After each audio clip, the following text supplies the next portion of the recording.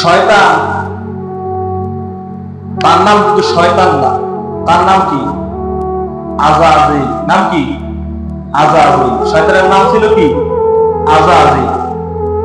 শয়তানের কারণে তাকে শয়তান উপাধি দিছে, মারদুদ উপাধি দিছে।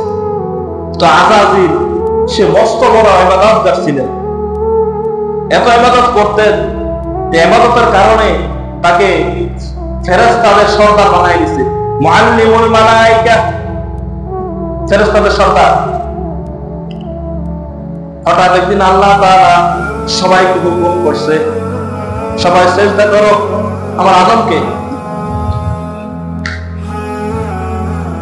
সবাই সিজদা করছে, শয়তান সিজদা করে না, আযাযিল সিজদা করে না। সে বলতেছে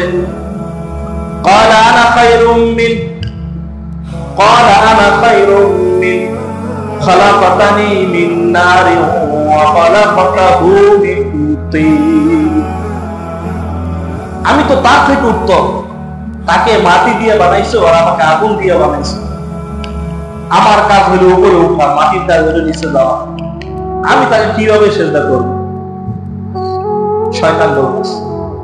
অথচ সে সময় কিন্তু সে শয়তান ছিল না, আযাযিল ছিল, মুআল্লিমুল মালায়েকা ছিল, ফেরেশতাদের মুকুট ছিল।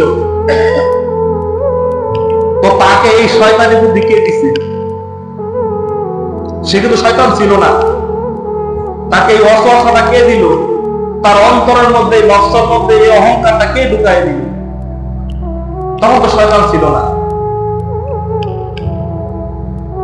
এই জন্য আল্লাহ তাআলা বলছেন নিজের নফসকে কন্ট্রোল করো।